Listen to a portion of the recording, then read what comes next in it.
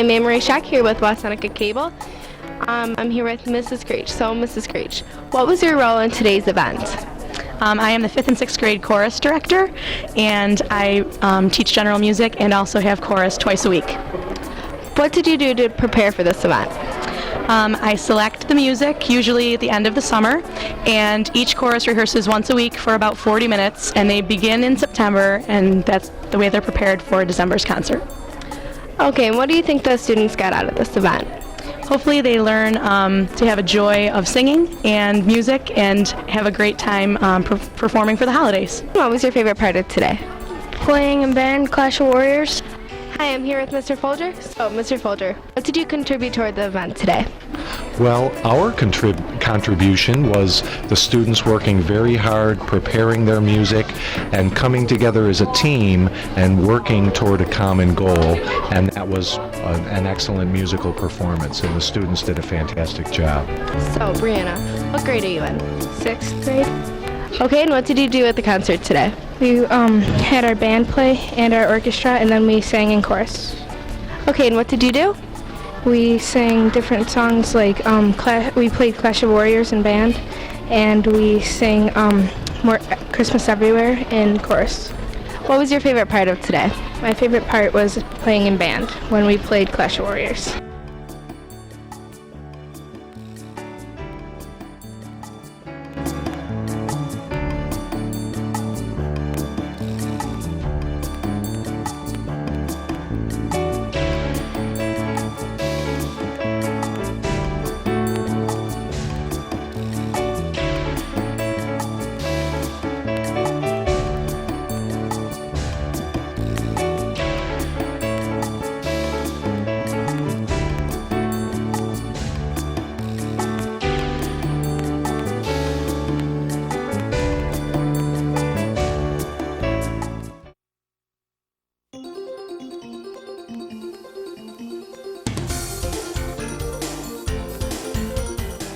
I'm here with Mr. Graham, the principal at West Middle, and where's the event taking place? Oh, thank you for being here. Today, our students from West Middle are participating in a virtual workshop with Erie One BOCES. This workshop is part of a grant that Mrs. Carolyn Kick has worked on in our district. She's our staff development director. Carolyn is working with Erie One BOCES and Jenny Conklin, and they've produced a workshop where students from all over Western New York are presenting ideas, strategies, and actions related to using technology to enhance their education. It's actually an excellent opportunity. At 11 o'clock, our students will actually present from our Library Media Center, and that presentation will be Skyped to Erie One BOCES, while the attendees at Erie One will view this presentation by our students. It's very exciting. Now tell us a little bit more about the Green Club. Oh, absolutely. The students that were chosen for the Go Green Club are students that were with us last year in 7th grade. We wanted to work with students that would be here from 7th grade to 8th grade to complete the project. The students met last year and decided to move our school from using plastic cutlery to metal cutlery. And that's kind of a big initiative. It involves coordinating and collaborating with our district food service director. It involves working with our head cook. And it involves communicating with all the students at West Middle and the importance of switching from plastic to metal. Hi, I'm Madeline Hall with Nathan Lanning, and what did you do to have to get into the club? Well, we had to be selected personally, and we really learned that there's a lot of stuff that you can do with the Going Green, like how you can improve your school, what steps you have to take to be able to do it, and what really you do with all the plastic and how it biodegrades and lots of other stuff. So, are you happy you joined the club? I'm pretty happy. I mean, I got to be with my friends, and I learned how to be more green and make West Middle more green. All right, thank you. Hi, I'm Madeline Hall here with Matthew Sippel, and I heard you made the video. Tell me a little bit about it. It's a communication video used to communicate to the students. We did this using chroma key technology or green screen. It is a video that portrays the goods and bads of the metal silverware to get the students to not throw them away.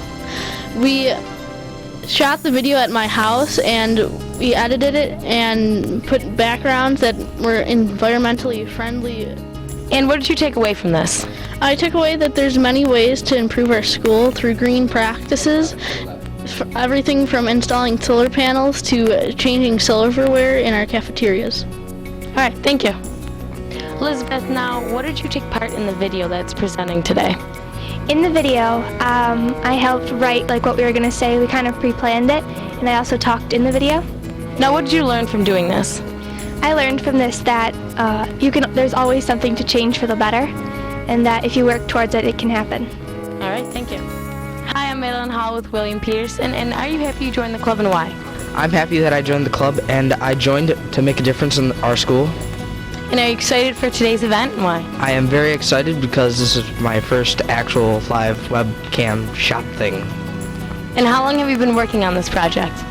I've been working since end of July. All right, thank you. Hi, I'm Madeline Hall here with Jeremy Wagner, and what did you do around the school to help the school go green? I created a poster with 2 other students saying not to throw out the metal cutlery coming to our school. What are you going to do at home to go green?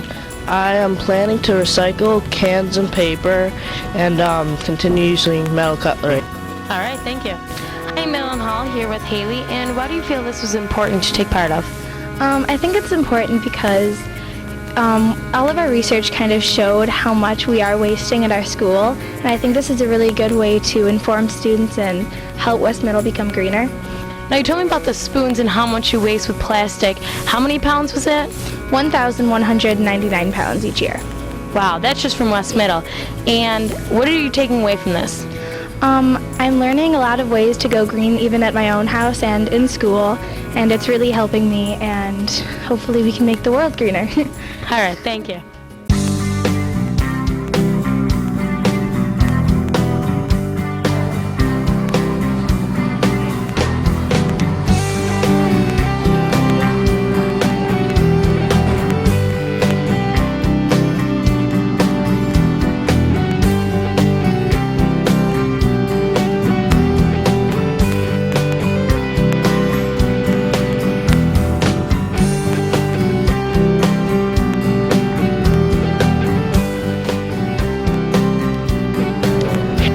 Trace here with Miss Morong at the Wellness Lock-In. So Miss Morong, how long has the Wellness Lock-In been around and who started it? The Wellness Lock-In has been around for 12 years, this 12th year. Our wellness committee started it. I have a wellness committee that I've been doing for about 15 years, and the committee did it as a small group. We had each of the members bring a friend, and we had about 30 people here, and they had so much fun they decided to do it every single year. Cool. So why do you think the Wellness Lock-In is important? I think it's important to have different activities at school. Kids get bored, they need variety, they need exercise. So we have an activity night every year in the fall. So what kinds of activities are included? Well, this year we have Taekwondo. We always have volleyball, can jam. Our dance team does dance lessons and the kids dance. We always do a charity project, and it varies each year. And other years we've had different martial arts and different demonstrations.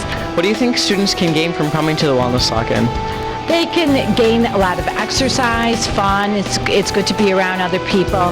It's kind of fun to have the freedom of the building and enjoy school, not just for academics. Thanks. Hey, I'm Trace here with Theo Ladas at the Wellness Lock-In. So tell me, Theo, what are you doing here tonight? I'm here with the West Seneca West Senior team teaching the Single Ladies Dance. And how's the participation level? I was really surprised. A lot of kids have actually participated, and they were pretty good. And how do you feel about participating in this school event? I feel really happy and honored to be teaching it to the kids and being a part of it. Thanks, Theo. Oh, you're welcome, Trace. Hey, I'm Trace here with Mr. Hartz at the Wellness Lock-In. So, Mr. Hart, how do you participate personally in the Wellness Lock-In? Well, I was in charge of Team Purple, and I led my team throughout all various activities. So what do you think students can take away from the Wellness Lock-In?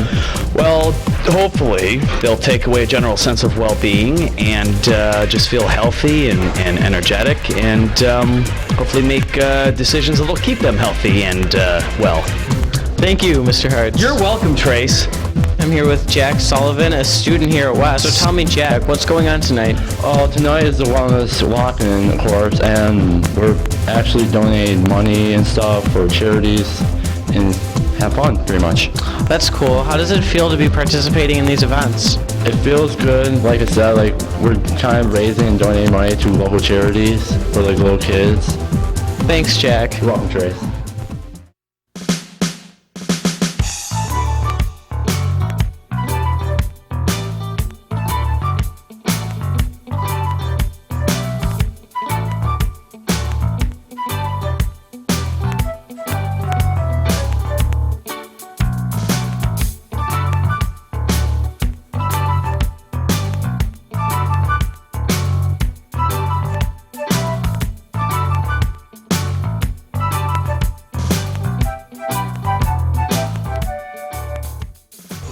I'm Jeff Famer. I'm here at Winchester Elementary School for Cookie Cottages. Mrs. Volker, can you tell us what is going on here today?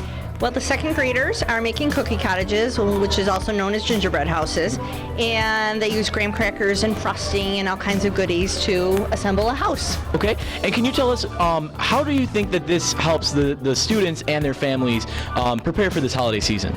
Well, it certainly gives them a chance to work together for an hour or so, which is really great.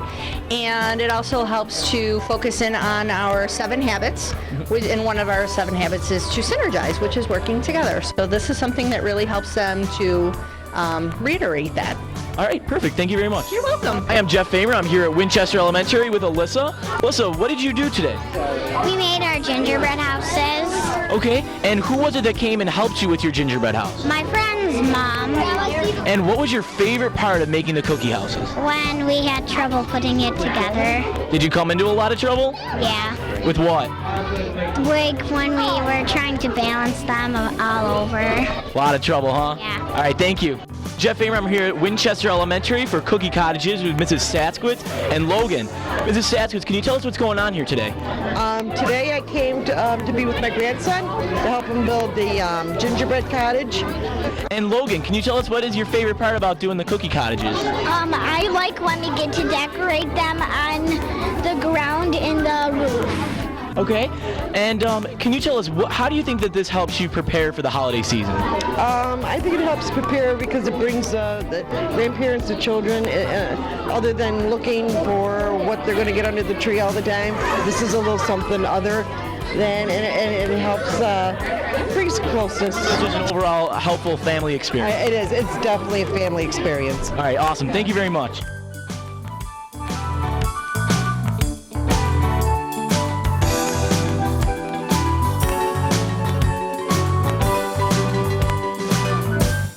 I'm Jeff Famer. I'm here at Winchester Elementary School with Ryan. Ryan, what did you guys do today? We made cookie cottages, which are gingerbread houses. So some people came in to help, or some people didn't. So some people didn't come in. The other helpers the other parents would help the other kids. Okay. And who was it that came in and helped you today? My mom. And what was your favorite part about making the cookie cottage? Putting on the trees. All right, perfect. Thank you very much.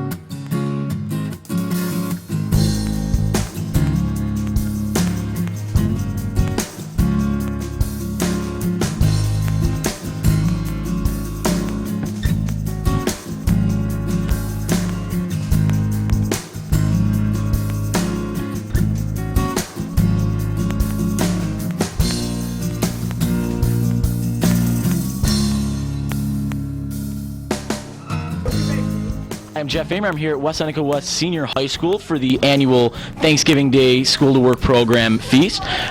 Jen, what's actually going on today? We are having our annual Thanksgiving feast for all of the staff and the administration, people and our families. Okay, and what was it that you actually did today? I was actually participating in making the broccoli casserole. Okay, and what are you looking forward to today? Well, I would be helping out with the feast and participate in making the cranberry sauce. All right, thank you very much.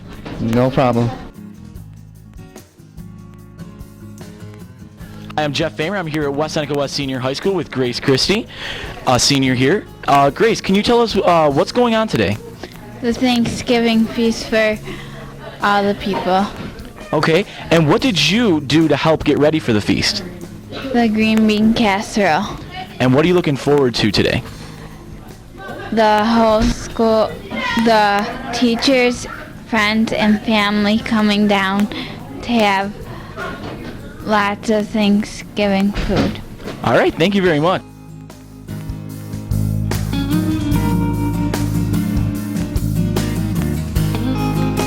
I'm Jeff Famer. I'm here with Lauren. Lauren, can you tell us what went on today?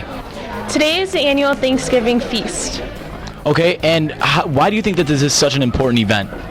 because it allows the students in the classroom to be able to like bond with their families and their friends and make food and just have a good time. And do you think that by looking at what had went on today, do you think this is a success? I do think it is a success. And why do you think so? I think so because it's fun for everyone and it's good food and it's a good time. All around good time, right? Yep. All right, thank you very much. Thank you. I'm Jeff Famer. I'm here at West Seneca West Senior High School with Mrs. Rappel and Mrs. Becker. Mrs. Rappel, can you kind of tell us what went on here today? Sure. We had our annual Thanksgiving feast. It started right after Columbus Day. We sent out an email for donations from the staff and from the students, and we get as much as we can that way. Then the kids, we count everything up and make sure that we have what we need, what we don't have, what we need. The kids make shopping lists. They look for coupons, sale ads. They go shopping, and they all participate in making the food. Okay, and Mrs. Becker, can you tell us how does this most influence the students? Well, it's all part of programming for our students. They get involved in every part of the Thanksgiving luncheon, from food shopping to preparing to hosting, and it has become an annual event in our room, and we all enjoy it very much. And can you say that this has been an overall success from what you've seen? Oh, it's been fantastic. We have a room full of people. I think we've already served over 100 guests so far, and we still have an hour to go. All right, awesome. Thank you very much. You're welcome.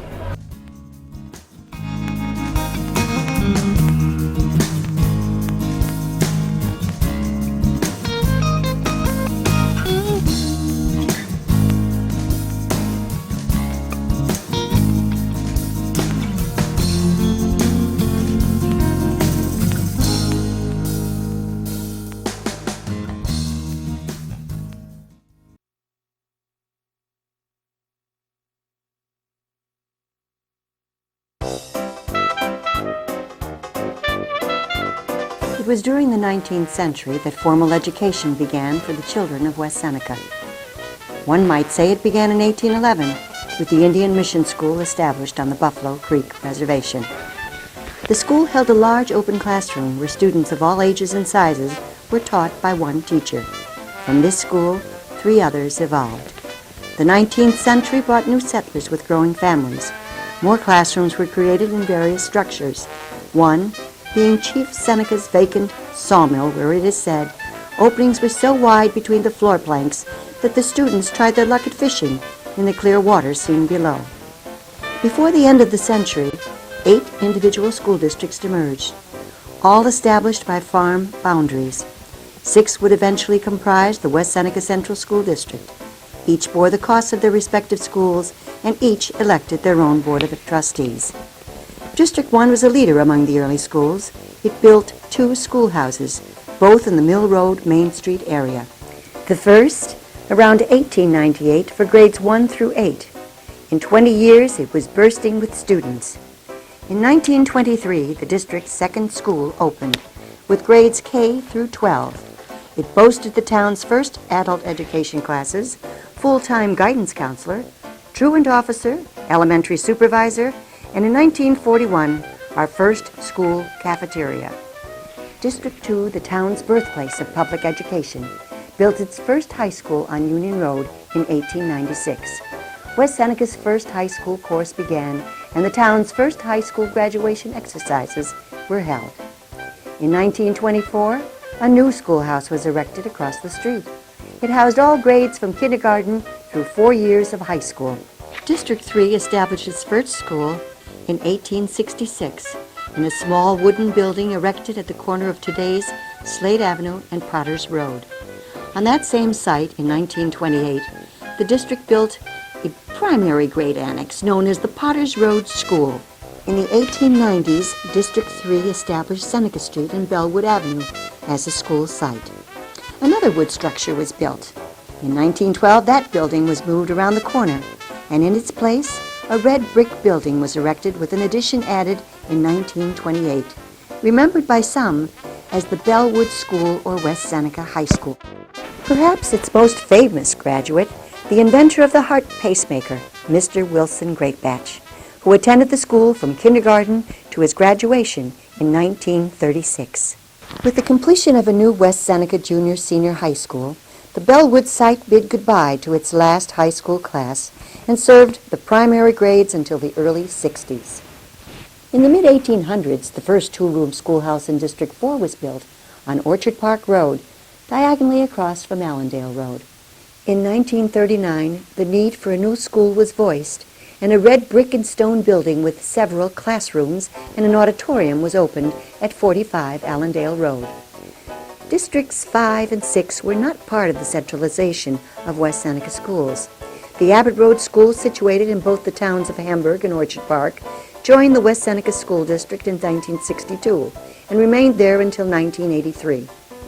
District number 6, known as the Union Free School District number 1 of West Seneca, became a part of the Lackawanna School District in 1909, when the city incorporated and was no longer a part of West Seneca. In 1916, a new brick building replaced the one-room frame schoolhouse on Seneca Street, just east of the Center Road intersection that was District 7. 8 grades were taught by 2 teachers in 2 classrooms. The building closed to students in 1961 and became the school district maintenance shop until its sale in 1981. District 8 comprised the northeast section of the town of West Seneca. It was commonly known as Sulphur Springs, derived from the sulfur water wells in the area. Its first school, a small one-floor clapboard structure built on Aurora Street property. It housed grades 1 through 8. In 1890, a 2-story brick structure was built across the street. In 1939, a new building was erected on Harlem Road and Arcade Street. With a new wing added in 1955, it still serves our students today. In the 1940s, the town of West Seneca was a collection of 6 small hamlets, each with its own school district. With rapid growth and rising costs, each raised concerns about its future. Centralization sanctioned by the state of New York provided a solution. In 1945, representatives from the 6 conducted a door-to-door campaign, expounding the advantages of centralization. On May 28, 1946, their efforts were realized. Residents approved the resolution, creating one of the largest centralizations in New York State, Central School District Number 1 of West Seneca and Orchard Park, Erie County, New York. Known today as the West Seneca Central School District, 3rd largest centralized suburban school district in western New York.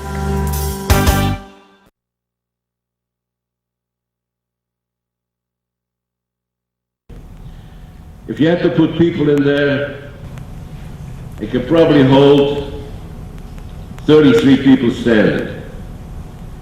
They squeezed 106 people in there, like were squeezed in like sardines. They didn't give us any water, they gave us 1 bucket of water for 106. I'm here with Bob Donwick, and did you enjoy the guest speaker here today? Very much. And why is that? It really puts, the Holocaust in depth and what happened and all that really went into happening in, Germany, the Nazi Germany to be exact. And it really puts a different perspective on the way you look at things.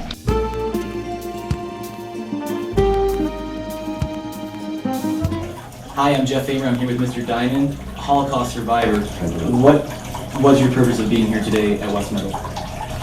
Well, it's very important for me to be in the school here because the children, the kids here, first of all, I was pleasantly surprised how they listened and they were interested in the questions because they're the future of our country. And they have to know the past in order to be in the future. And I think the school is doing a hell of a job, thanks to their leadership here. But and what were you most surprised about when you looked out at the students? Were you surprised how focused they were listening to your speech? Absolutely, I was pleasantly, yeah, they were definitely focused. I haven't seen one student that was bored. And usually speakers tell you all different stories. To me, kids are numero uno, 100%. Okay. And what is one thing that you'd like to have the students that listen to you today take away from this? Well, the important thing is, I told them, don't be a bystander. When you see somebody in trouble in the school, a friend, they may not be popular with the rest of the guys, help them out, work with him. They'll be more of a hero than joining the other group, the bad guys, okay, that are popular. But that's what's the important thing. All right. One of the important things, yeah. Thank you very much.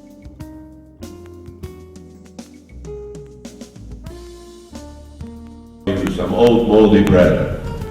Lunchtime you had a soup,